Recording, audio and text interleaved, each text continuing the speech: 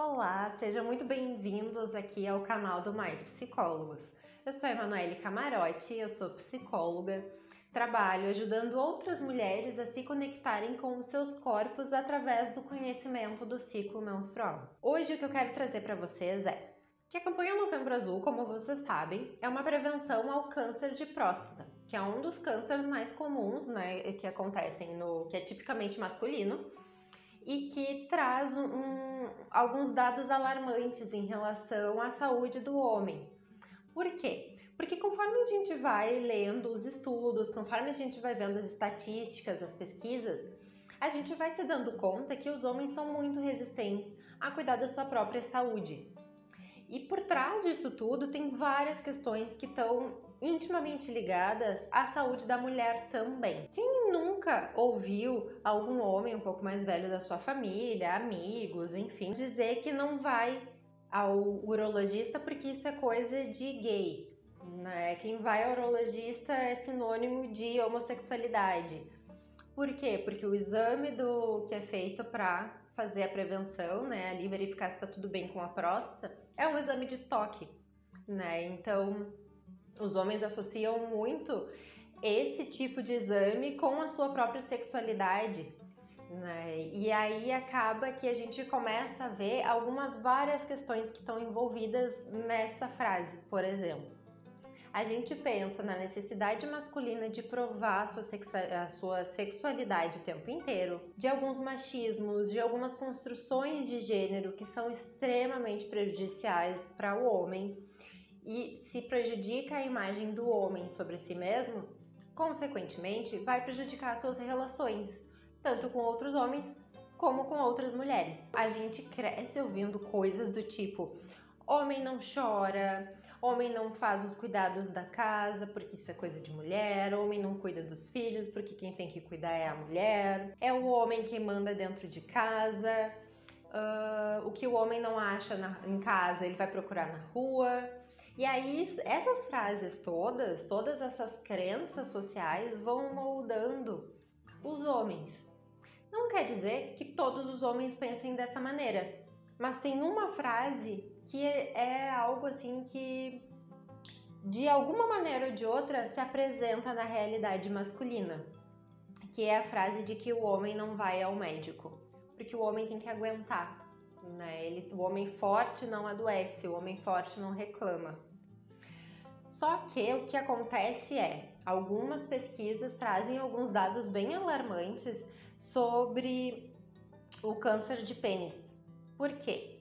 Porque aqui no Brasil se estima que por ano cerca de 1.600 homens passem por uma cirurgia muito delicada, que é a de amputação do seu membro, ou seja, amputação do pênis, devido a várias questões. Algumas delas são questões relacionadas ao câncer, e o câncer de pênis ele está relacionado com tumor, né, ali na pele, na região do pênis. E a amputação vai acontecer como último recurso quando realmente não é possível remover somente esse tumor. E esse tumor ele já se espalhou por outras partes do corpo, virilha, etc. Então, o que acontece também que leva a uma das causas, né, que leva ao câncer de pênis é a má higiene, a má higienização da região. Homens que têm a pele ali na glande, que não sabem fazer a higiene da forma adequada, da forma correta, acaba que passam por vários problemas de saúde e um deles é o câncer de pênis. Mas pensa comigo, quantas vezes tu já ouviu falar alguém dizendo sobre cuidados do câncer de pênis? Por exemplo, câncer de próstata, nós temos todo um mês de novembro que fala sobre isso, porque foi necessário a partir de uma série de casos de câncer de próstata, onde viram que os homens não iam ao médico por vergonha, por causa especificamente do tipo de exame que é necessário ser feito, que é o exame de toque. E aí, vivendo numa sociedade machista, que diz que o homem tem que gostar de futebol, de cerveja, de mulher, de sexo, falar sobre saúde não entra nessa equação. Trazer a importância de o homem cuidar do seu próprio corpo, de lavar bem o próprio pênis, não é importante. porque vai ser importante se ele for o provedor da casa, se ele for o homem que transa todos os dias, que fala de mulher com os amigos, e aí sim, ele é um homem que é de fato homem socialmente.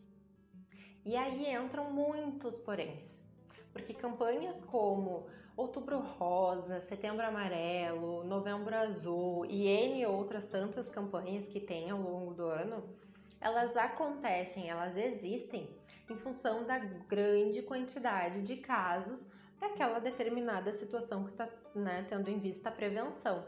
No caso do Novembro Azul, câncer de próstata.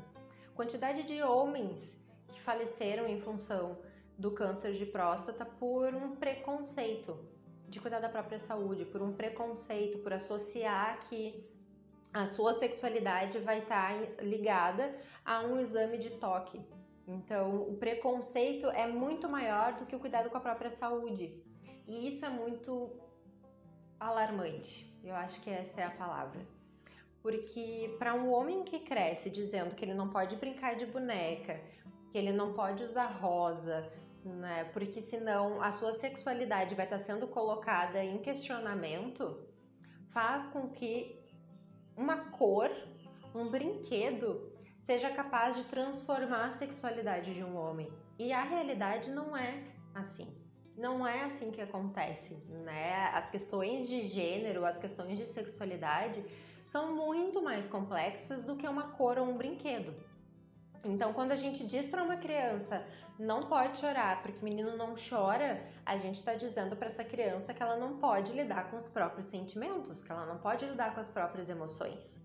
E aí nós temos homens que crescem com essa série de frases de homem não chora, homem não brinca de boneca, não usa rosa, não vai ao médico, que mais? Homem tem que ser forte, homem tem que levar dinheiro para dentro de casa, o homem que manda dentro de casa. Nós temos homens que vivem a tal masculinidade tóxica. Por quê? Se torna tóxica essa construção de masculinidade, não a masculinidade como um todo, porque faz com que o homem se afaste, dos seus próprios sentimentos, faz com que o homem não se conecte com seus comportamentos e suas ações, porque a consequência disso vai ser atribuir toda uma série de comportamentos preconceituosos, agressivos também, a terceiros. Eu fiz tal coisa porque o fulano me provocou, ou porque a mulher falou tal coisa, sou eu que mando na casa, então não posso ser desafiado. Limpar a casa não é um trabalho de homem, então é a mulher que tem que fazer, é a mulher que cuida dos filhos, né? Eu trabalho, eu já trago dinheiro para dentro de casa, então não preciso limpar, não preciso cuidar dos filhos. E na realidade, os homens que vivem nesse contexto sofrem muito e não têm lugar para falar sobre seu sofrimento, nem com outros homens e nem com mais ninguém. Por quê? Porque o homem precisa ser forte. Então, quando a gente pensa que o homem ele também não é permitido a N coisas, tal qual a mulher, cada um dentro da sua realidade, cada um dentro das suas dificuldades, a gente começa a costurar essa sociedade na qual a gente vive, que determina papéis de gênero extremamente rígidos para algo que não é rígido. Sexualidade humana não é rígida.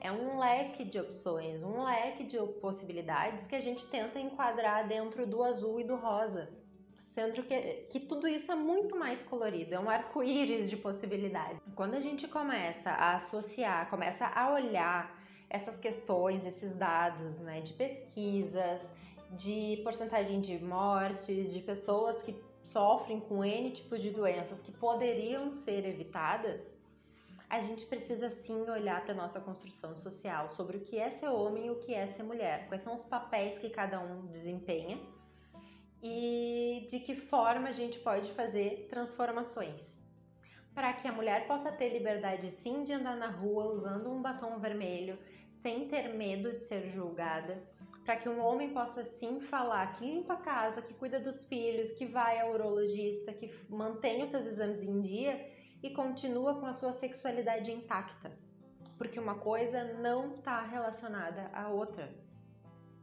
Quando a gente começa a ensinar os meninos que tudo bem chorar, que não tem problema, que tudo bem ficar triste, né? Que tudo bem brincar de boneca, de casinha, de fazer comidinha, usar rosa, azul, verde, amarelo, o que quiser. A gente está ensinando, né? E a gente está fortalecendo essas crianças a se tornarem adultos mais saudáveis, para lidar com outras crianças que talvez que vai tirar sarro da cara dele porque ele tá brincando lá de boneca com a prima, sendo que a boneca é a sua filha, uma criança que tá brincando de ser pai. Qual é o problema nisso? Né? Então nós temos um caminho inteiro pela frente para desconstruir.